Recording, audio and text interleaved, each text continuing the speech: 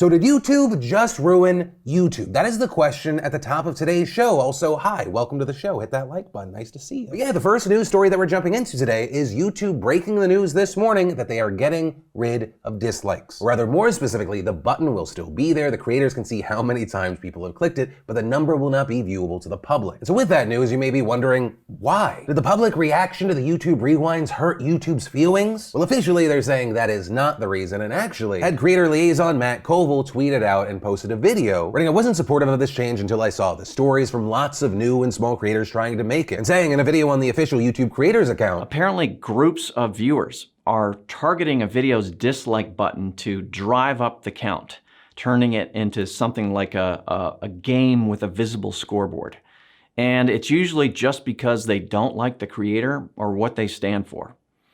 That's a big problem when half of YouTube's mission is to give everyone a voice. And then adding later in the video that as they were testing this, they found that by doing this, it actually decreased the likelihood of having dislike mobs, with it seeming to be an effort from YouTube to make YouTube a less toxic place. And of course, they also noted that on other platforms, you don't even have a dislike button. Though you do have platforms like Twitter that have been experimenting and testing with a dislike button for responses. But yeah, that is the news that broke today. And I want to pass the question off to you. What are your thoughts here? Do you love it? Do you hate it? Do you just absolutely not care? Why not? I'd love to hear from you in those comments down below. Personally, and I think Sarah Dietschy also hit on this on Twitter, one of the places that dislikes have been helpful is when I'm like searching how-to videos and I can find out if someone's full of shit like just from that. Yeah, that's just my small thing. And then we should talk about the updates that we're seeing on the Travis Scott Astroworld tragedy. Or we've been talking about it this week, 8 people dead, 300 injured in a crowd surge while Travis Scott was performing, lawsuits piling in. And some of the updates we're seeing is that it's not all about litigation. I mean, you actually have the FBI now assisting the Houston Police Department in the investigation as to how all of this happened. We've also now seen people who allegedly work security at the show speaking out, including one person, Darius Williams, who told TMZ that security and organizers were completely unprepared, with Williams saying that he was hired by a company that was staffing the concert just a few days before it happened, and he felt that his role was vague, it wasn't properly explained, that he was not properly briefed on his tasks, saying that he felt that they were understaffed and not prepared for the massive crowds, and expressed these concerns to supervisors, but eventually just left because he felt it was so unsafe. And it's not just that one, you had other reports similarly claiming staff was not equipped to deal with a situation, CNN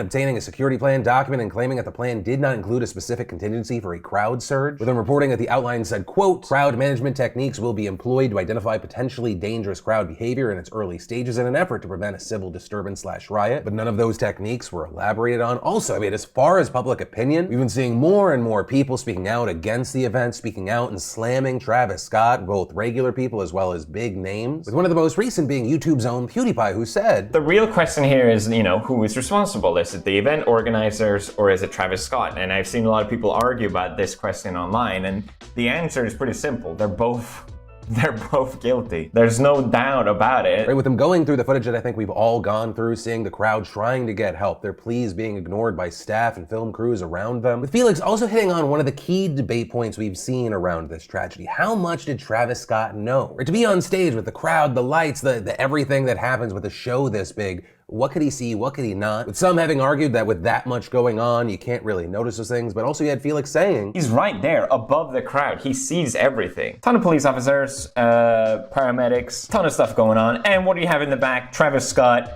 doing the robot. Amazing, well done. I don't know what it's like to be on that big of a stage, but I have been on stages before. You see the people, you see the crowd. Everyone's been on stage before. You look at the crowd, right? That's all you look out for. I don't understand how you can defend him not seeing it, basically. There's no excuse. Right, Felix is not the only one there. Of course, other artists have noticed things going wrong in their show. We've seen all those clips being spread over the past week. And ultimately, Felix coming to the conclusion, I think Travis Scott thought it was cool how everything was so crazy and out of control at his concert that he just didn't care. He probably didn't realize the severity of the situation, to be devil's advocate, but at the same time, it shouldn't matter. You're still responsible when you look after all these people. And actually, on the note of liking chaos, we saw a number of people on social media saying that Travis essentially praised the chaos at some of his previous shows, bringing up some of his old Instagram posts that I can't show in this video unless I wanted the whole thing to get suppressed. Right, and this massive swing that we're seeing in public opinion regarding Travis Scott, it's also happening at a time where the Astroworld news is getting even worse. Right, we've been saying 8 dead, but that number may be going up to 9. With the news breaking that one of the Astroworld victims is this 22-year-old woman, that she's brain dead now. We've also seen more more and more people, including licensed therapists, bringing up concerns regarding the Travis Scott BetterHelp partnership. And like I mentioned yesterday, when I first saw that, I was like, it felt kind of scummy. Like, I understand that they're providing a service, but it felt very much like they were chasing an ambulance and getting promo off of this tragedy. And you have people wanting to know more about the specifics, saying, okay, like, is Travis Scott in any way getting money? Like, what is happening here? Therapy Dan over on TikTok asking the questions. So my question for Travis Scott, are you being presented with a similar deal?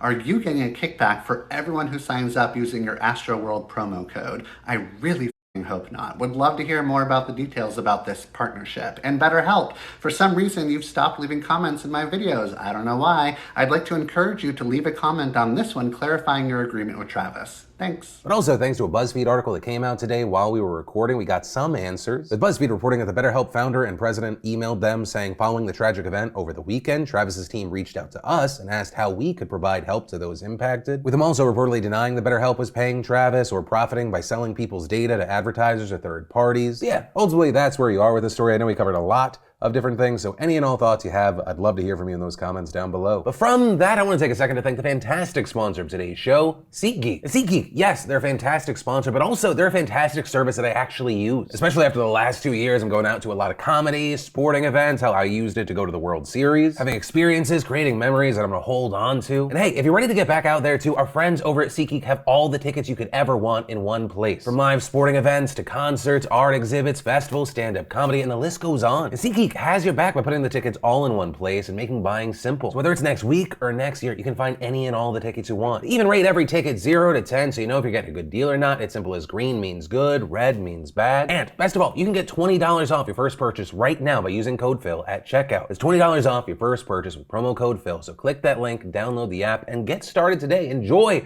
your life. And then let's talk about the very fun and in no way divisive news around COVID-19 and child vaccines. And part of the reason we're seeing this today is you had Matthew McConaughey in the news, and that because he was asked about the pandemic and mandates during the New York Times Deal Book Summit, where he said that he supports mask mandates and got vaccinated himself, but saying he does not believe yet that vaccines should be mandated for children. I'm saying at one point, do we need to trust? I want to trust in the science. Do I think that there's any kind of scam or conspiracy theory? Hell no, I don't. No, I don't think there's any kind of. We all got to get off that narrative. There's not a conspiracy theory on the vaccines. These are scientists trying to do the right thing. But also he said when it comes to his kids, right now I'm not vaccinated mine. I'll tell you that. You're not. I'm not vaccinating mine. I want to get some more. I've been vaccinated. I couldn't mandate having to vaccinate the younger kids. I still want to find out. I still want to find out more information. Right, and because the Pfizer shot was just okayed and approved for the 5 to 11 age group, this popped into the news. Where you have the news reporting on McConaughey saying this, and at the same time you have the likes of Surgeon General Dr. Vivek Murthy telling CNN, many kids have died. Sadly, hundreds of children, thousands have been hospitalized, and as a dad of a child who has been hospitalized several years ago for another illness, I would never wish upon any parent they have a child that ends up in the hospital. And adding that the vaccines have shown in these trials for children 5 through 11, they are more than 90% effective in protecting our kids from symptomatic infection, and they are remarkably safe as well. Though, actually, regarding the rollout of the vaccine for kids 5 to 11, you had the White House today saying that nearly 1 million kids in this age group have now been vaccinated. Right, so in about a week, you're talking about roughly 3% of the 28 million children in that demographic that are now eligible, with reports saying that around 700,000 more have appointments scheduled for the next few days at chain pharmacies like CVS and Walgreens. But also that figure doesn't include appointments made at other sites like children's hospitals or pediatricians' offices. But, and I think it's a big thing here, as NPR has noted, despite the promising first week, it is impossible to tell from these initial numbers whether vaccinations will continue apace or hit a plateau of hesitancy, as has happened with other age groups. As we've talked about before, multiple polls have found a number of parents of kids 5 to 11 are hesitant to get their children vaccinated. And while I'm obviously very pro-vax, I'm a little more sensitive to this. As a parent, I know that I'm far more protective of my children than I am of myself. But also, I say that as a parent who trusts the science here, and I got my kid vaccinated this week. While 100% anecdotal, he's experienced no side effects thus far. But ultimately, the big question I want to pass along with this story is, what are your thoughts on the vaccine mandates for kids? Is it something that you're for? Is it something you're against? Let me know what you're thinking and why in those comments down below. And then perhaps you heard the phrase growing up, snitches get stitches, people saying don't be a tattletale, don't be a narc, but it turns out that can be very lucrative. And in fact, most recently, the federal government gave someone $24 million, with the money going to a man in South Korea who tipped off the National Highway Traffic Safety Administration that Hyundai was failing to address a design flaw linked to one of their engines. And not like a minor flaw, it made them prone to seizing up and catching catching fire. And so with that tip, the agency found that both Hyundai and Kia were delaying recalls for vehicles with those engines. With that then leading to the two companies needing to pay a conjoint $81 million for how they handled the recalls, as well as for inaccurately reporting crucial information about the serious defects in their engines. And in addition to this being big news because it's obviously a very big price tag, this is very notable because it's the first time the agency has handed out a monetary reward of this type, which makes sense because there wasn't even an automotive whistleblower program until Congress passed it back in 2015, with the key thing being that auto employees who report fraud could be entitled to up to 30% of any fines over $1 million resulting from their claims. Because while yes, you would hope that the people that work at these companies, they care about saving people's lives, money moves mountains. Actually, perfect transition on the note of money, we should talk about inflation because prices are up pretty much everywhere. With reports saying that if you compare today to 1 year ago, inflation has jumped a staggering 6.2%. That's the biggest surge we've seen since 1990. And to try to break down the situation a little bit more, last month the Consumer Price Index, which tracks all items in the economy, including everything from groceries to rent to healthcare, rose nearly a full percentage point, which might not sound like a massive number, but analysts only expected it to shoot up around 0.5%, which is why you may have seen some quotes like, "We expected inflation would get worse before it got better, but not this much worse." And among the biggest increases were fuel oil prices, which shot up 12.3% last month, used vehicles 2.5%, new vehicles 1.4%, energy 4.8%, food 0.9%. And in fact, the only places that went down, right, where we saw